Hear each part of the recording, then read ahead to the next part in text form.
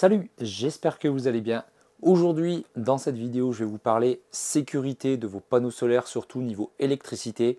Vous allez voir, je vais vous montrer ce qui est là derrière moi, ce petit boîtier électrique. C'est un coffret AC1, ça s'appelle comme ça. Vous allez voir, il y a différents modèles, différentes tailles, en fonction de votre installation photovoltaïque. Là, ici, c'est pour moi remplacer la petite prise que j'avais de chez Sonology. J'avais 3 panneaux, puis après 4, 5, ça commençait à faire beaucoup sur une seule prise.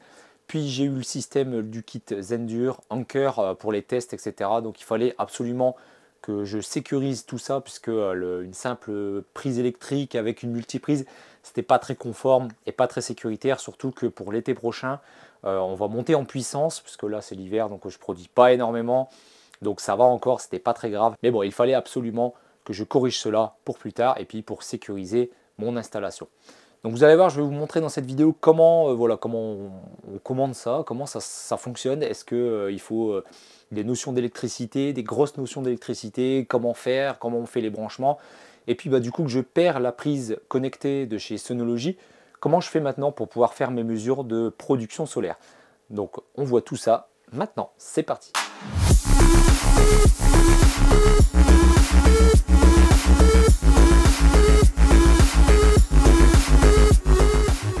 Alors comme je le disais en début de vidéo, donc ici on est sur un coffret AC. Donc à quoi sert ce coffret? Donc généralement c'est pour protéger votre installation photovoltaïque. Donc généralement ce qui est transformé en DC vers AC, donc directement le courant que vous injectez quand vous branchez par exemple une station Sonology Play directement sur une prise secteur, donc les panneaux solaires plug and play.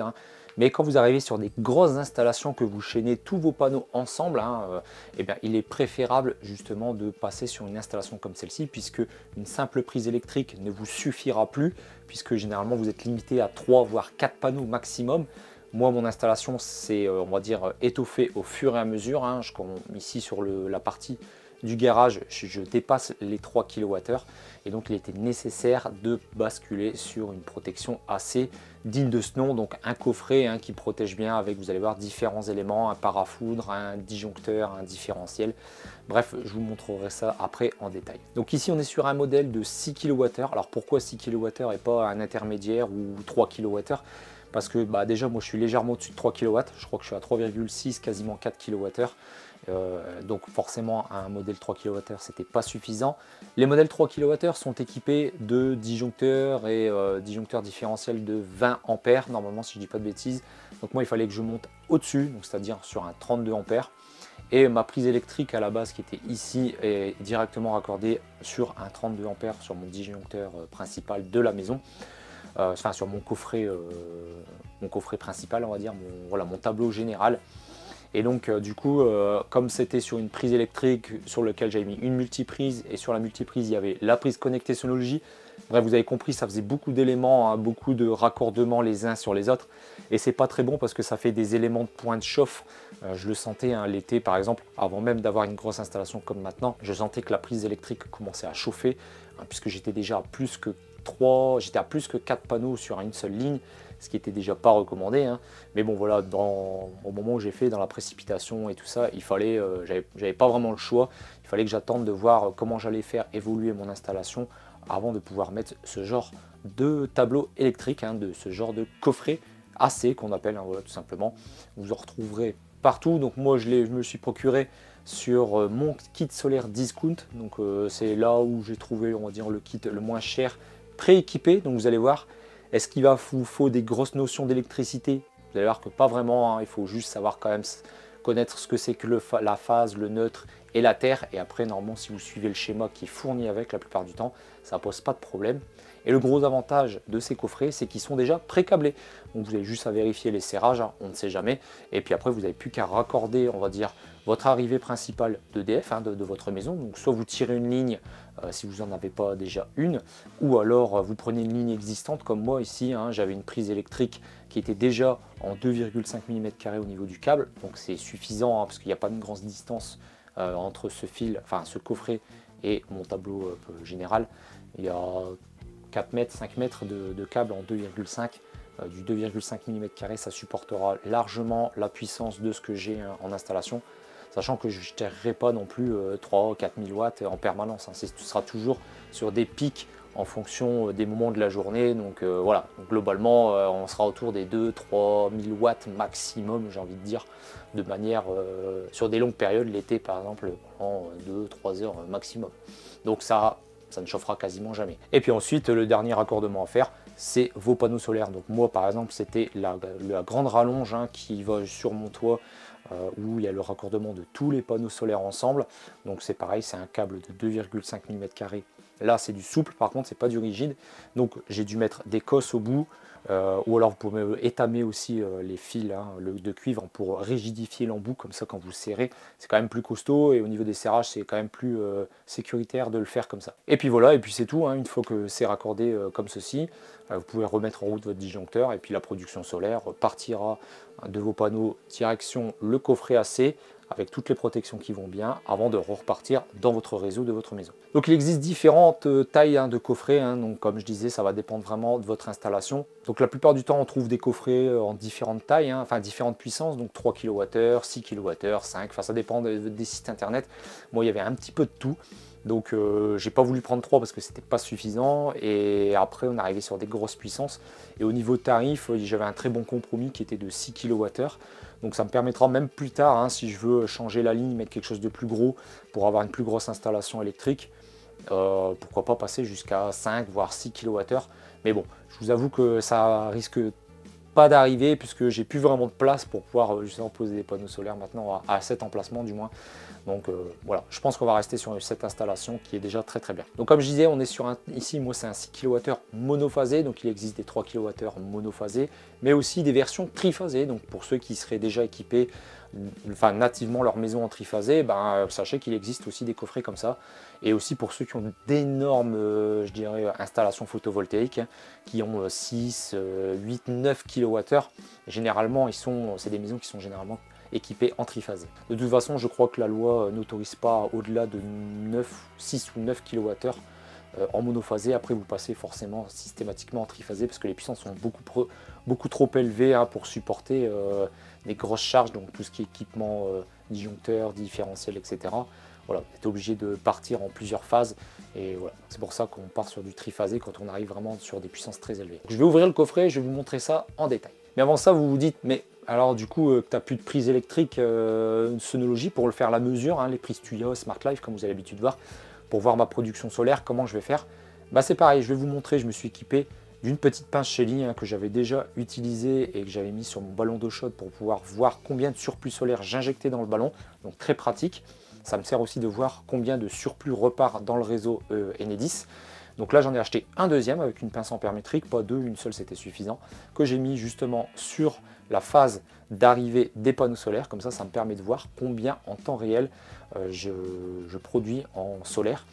Donc alors ça sera sur l'installation globale évidemment, puisqu'il y a justement que 3 fils qui arrivent, phase, neutre et éther.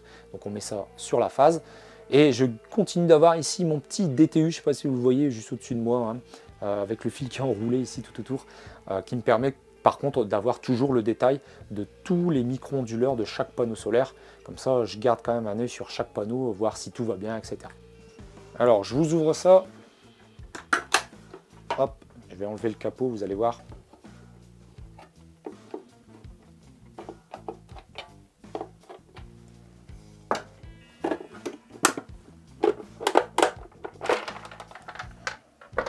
Alors voilà comment ça se présente. Donc ici dans la gaine, il y a ma ligne d'arrivée électrique qui est arrivée directement sur une prise électrique. Voilà, donc c'était celle-ci. Vous voyez ici que j'ai coupé le câble et je l'ai fixé directement au disjoncteur en première position. Alors vous aurez peut-être des coffrets qui ont une installation un petit peu différente. Parfois vous allez retrouver ce disjoncteur à côté de celui-ci. Donc souvent les Q1, Q2 sont côte à côte et le ID1 est en tête de, je dirais en tête de ligne. Ici, je ne sais pas pourquoi, on est sur un modèle différent. Ils ont inversé, ils l'ont mis ici. Bon, pourquoi, je ne saurais pas trop vous dire. Mais bon, finalement, quand on analyse les branchements, on voit que finalement, c'est la même chose.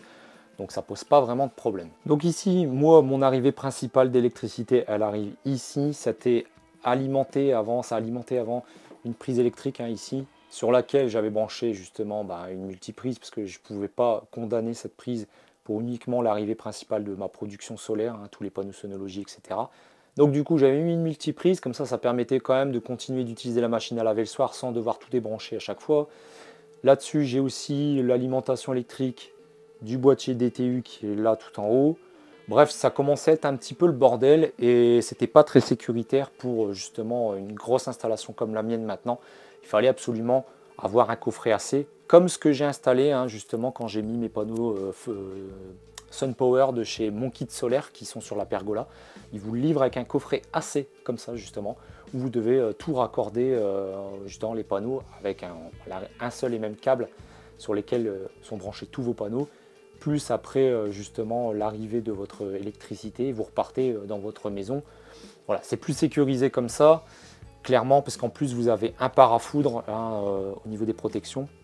Donc du coup ça protège encore plus votre installation et votre maison en même temps. Donc ici sur le Q1, alors qui peut être justement à côté du Q2, ça dépend comment ils ont fait je dirais l'installation du matériel. Moi c'est comme ça, dans mon coffret de chez Mon Kit Solaire, c'est différent, c'est en tête de liste, j'ai le différentiel, puis après Q1, Q2 côte à côte et le parafoudre. Bon, ça ne change pas grand chose parce qu'au final, quand on regarde l'arrivée et le départ des fils, on se rend compte que le branchement est le même. C'est juste qu'en fait, ils ont mis, voilà, ils ont différencié, enfin, ils ont changé l'emplacement du disjoncteur, mais au final, les branchements sont les mêmes. Donc moi, à l'arrivée de ce disjoncteur, le Q1, c'est mon arrivée électrique. Donc à partir de là, j'ai l'électricité de la maison qui arrive ici. Ensuite, ça repart et ça va sur le différentiel, et du différentiel après ça repart sur le Q2 et ici le parafoudre. Donc du coup sur le Q1 il faut brancher son installation électrique pour que quand le solaire arrive par le ID1, donc le différentiel, ça reparte dans le Q1 ici et ça repart après dans votre maison. Donc moi c'est comme ça que j'ai eu le schéma électrique. Donc au début j'ai eu du mal, je me demandais s'il fallait mettre l'arrivée électrique ici et puis le solaire là ou l'inverse. Et en cherchant un petit peu, j'ai trouvé le schéma électrique qui était disponible sur le site directement. Et en fait, il fallait bien le brancher comme ça. Donc je me trompe peut-être, mais normalement, c'est comme ça qu'il faut faire. En tout cas, jusqu'à maintenant, j'ai pas de problème. J'ai fait différents tests, etc. Ça disjoncte bien quand on appuie sur le test ici.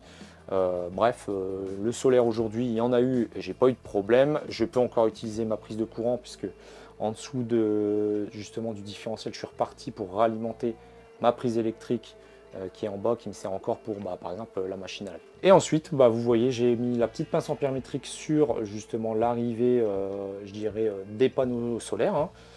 Voilà, ça passe ici comme ça et ça va se brancher directement sur le module Shelly. Comme ça, j'ai ma mesure très précise et quasiment instantanée de ma production solaire, contrairement à la prise connectée où le relevé n'était pas, je dirais, immédiat au niveau de Home Assistant.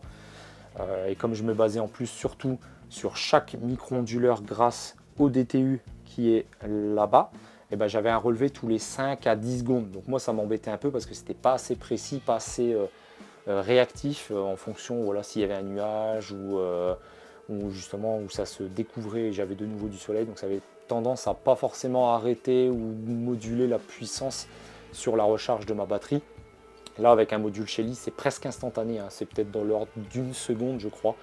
Donc c'est plutôt pas mal de ce côté et ça me permettra aussi d'avoir qu'une seule entité dans Home Assistant et pas 25, enfin je dis 25 mais en fait j'avais une entité par micro-onduleur donc il fallait que je les additionne tous pour créer une nouvelle entité qui me permettait de faire la somme de toute la production solaire pour pouvoir après le mettre dans mes stats dans Home Assistant, donc c'était beaucoup plus galère. Alors que là j'en ai plus qu'une seule, enfin deux puisque j'ai celle-ci et la partie de la pergola qui malheureusement n'est pas sur un Shelly. Je vais peut-être d'ailleurs le faire aussi par la suite, peut-être mettre un Shelly et me passer de l'ECU parce que l'ECU c'est pareil, c'est rafraîchi tous les 5 minutes donc c'est même encore pire. C'est pas ce qu'il y a de plus fiable non plus. Mais bon, en me basant sur la production solaire des Synology, je peux quasiment estimer la production solaire de la pergola. Et donc du coup après j'ai plus qu'à jouer un petit peu avec les chiffres pour voilà, on va dire améliorer et peaufiner mes réglages pour les recharges automatiques de la Delta Pro. Et bien évidemment après tout repart à la terre. Ici il y a un petit bornier de terre, des fois il est en haut, des fois il est sur le côté, des fois il est en bas, bref. Moi ici toutes les entrées étaient en bas et le bornier de terre est sur la droite. Donc tout est raccordé à la terre, comme ça là au moins je suis tranquille. Ça repart sur la terre générale ici qui va dans le bornier de terre principal du tableau général de la maison. Donc le tarif, alors ça va dépendre de ce que vous allez prendre en puissance, hein, c'est ce que je disais tout à l'heure. Donc moi c'est un 6 kVA, donc c'est un petit peu plus élevé que si vous preniez un coffret AC 3 kVA. Généralement un 3 kVA ça tourne autour des entre 100 et 120 euros. En tout cas c'est le prix que j'ai payé. Enfin c'est le prix que j'ai vu pardon pour le 3 kWh sur mon kit solaire discount. Moi j'ai payé un petit peu plus, je crois que c'est autour des 150 euros. Alors attention parce qu'il y a différents modèles, il faudra bien vérifier ce que vous avez besoin. Comme je disais, hein, si vous voulez un 3 kW, un 6 kW, un 5 kW, un 9 kW. Et regardez un petit peu les protections qui sont données avec, s'il y a bien le parafoudre, s'il y a bien un différentiel, s'il y a bien une protection sur le parafoudre, etc. Bref, normalement quand ils sont pré-câblés comme ça, c'est toujours à peu près la même disposition, c'est-à-dire vous avez le parafoudre, la protection pour le parafoudre, un différentiel et un disjoncteur pour, donc le différentiel généralement c'est le solaire qui arrive dessus. Et après vous avez un disjoncteur classique sur lequel arrive votre électricité de votre maison, hein, donc soit une ligne que vous tirez en direct, soit comme moi, vous prenez un câble déjà existant. Alors attention, hein, de forte épaisseur, alors, ne mettez pas du 3 kW sur du 1,5 ou du 0,75, hein. Soyons bien d'accord, regardez bien les correspondances des puissances en fonction de votre câblage. Il y a plein de sites internet qui référencent, hein. Vous tapez quelle section de câble pour ma production solaire, ça va vous donner exactement combien vous avez besoin. Ou alors vous tapez dans Google quelle est la résistance maximale du 2,5 mm² en 230 volts. Bref, vous allez voir les réponses. Généralement, du 2,5, vous pouvez aller facilement jusqu'à 3 kg facile. Ah, là, je viens d'aller voir un tableau de correspondance. Par exemple, si je prends du 2,5 mm², c'est exactement ce que j'ai ici dans mon câble qui retourne à mon tableau général. Du 2,5 mm², vous pouvez aller jusqu'à environ 5000 watts, à peu près, hein, 5700 watts pour être précis, entre 2 et 20 mètres de distance. Parce que oui, après, c'est la distance du câble qui va jouer énormément. Plus la distance est longue, plus vous allez devoir grossir votre section de câble, c'est logique puisqu'il y a plus de pertes, donc plus d'échauffement. Et forcément, il faut grossir le câble hein, pour pas que votre câble devienne bouillant, forcément c'est logique. Donc vous voyez, hein, donc moi j'ai même pas 20 mètres, hein, les câbles, là, là ici, il y a une petite descente, ça doit faire 3 mètres. Ici il y a 3 mètres également. Allez, grand max, je pense que je dois avoir 10 mètres de câble, grand maximum. Donc, et j'ai pas 5000 watts de production solaire hein, sur cette partie-là, sur cette section-là. Comme je l'ai dit en début de vidéo, je crois, je dois être à entre 3 et 4 kW maximum.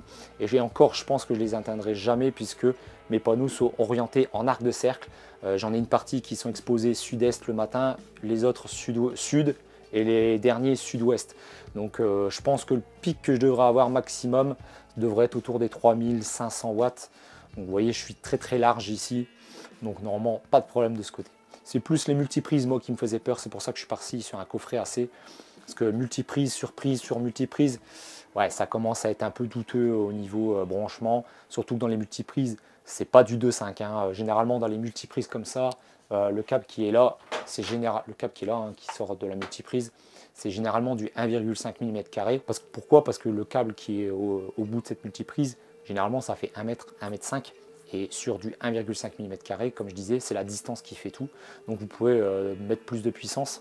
Mais voilà, quand vous commencez à monter à du 3-4 000 watts de façon constante pendant 3, 4, 5 heures, alors là, ça ne sera pas le cas pour moi, comme je disais, parce que c'est en arc de cercle et tout ça. Bref, forcément, il faut grossir la section. Sachant que moi, voilà, j'ai pas plus de 10 mètres, allez, maximum, même 15, je suis très très large. Voilà, donc après, vous n'êtes pas obligé de faire comme ça. Hein. Si par exemple, je connais quand même pas mal de gens qui se sont équipés aussi de sonologie comme moi au fur et à mesure, et qui en ont maintenant beaucoup, plus que 4 justement autorisés sur une seule ligne électrique. Et ben ce qu'ils font généralement, c'est qu'ils utilisent une autre prise électrique. Donc en fait, généralement, ils mettent 4 panneaux sur une prise, et puis ils en mettent 4 autres sur une autre, et puis ainsi de suite, et ainsi de suite. Si vous faites comme ça, il n'y a pas trop de problème, puisque chaque prise normalement a son propre disjoncteur. Donc du moment que vous ne mettez pas 4 panneaux sur une prise et 4 panneaux sur une autre prise, mais ces deux prises reviennent au même disjoncteur de 16 ou 20 ampères, bon bah voilà, normalement ça posera pas de problème. Si vous faites ça, par contre, oui, faites bien attention, hein. Chaque prise normalement sont généralement indépendantes. Si c'est pas le cas, vérifiez vos branchements, puisque si vous dites bah, c'est bon, moi j'ai mis 4 panneaux sur cette prise là, 4 panneaux sur cette prise là, mais au final ces deux prises là elles vont sur le même disjoncteur qui est de pas assez grosse section, ça pourrait poser problème. Vérifiez bien votre installation si vous le pouvez, sinon faites-le par un électricien.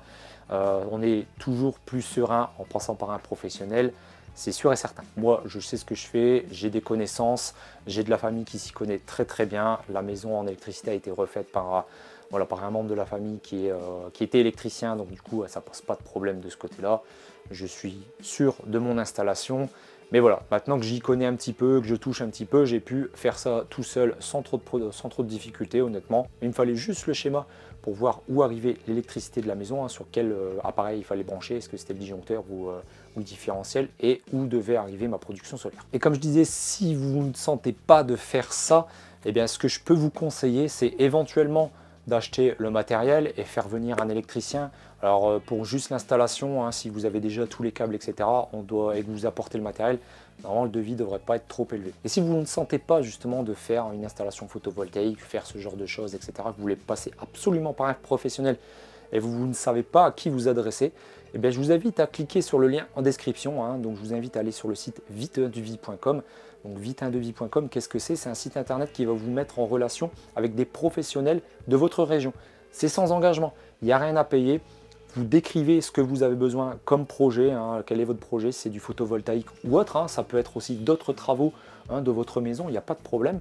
Et le site va s'engager à chercher les meilleurs on va dire professionnels dans votre région au niveau des devis, etc., au niveau des meilleurs tarifs, et ça vous donnera quelques propositions. Et puis après, si ça vous intéresse, eh bien, vous pouvez vous engager avec le professionnel en question. Et puis si ça vous intéresse pas, que ça ne vous convient pas, eh bien, il n'y a pas d'engagement. Vous avez fait votre devis, le tarif ne vous convient pas, vous pouvez passer à autre chose, il n'y a pas de problème. Voilà, donc si ça vous intéresse, n'hésitez pas, les liens sont en description ou sur mon site internet. En tout cas, si cette vidéo vous a plu, eh ben, n'hésitez pas à mettre le petit pouce en l'air comme d'habitude, à vous abonner. Vous êtes nombreux à regarder vraiment mes vidéos et à ne pas être abonné. C'est gratuit, ça ne vous coûte rien du tout et vous êtes notifié par mail ou par notification sur votre téléphone quand je sors une nouvelle vidéo.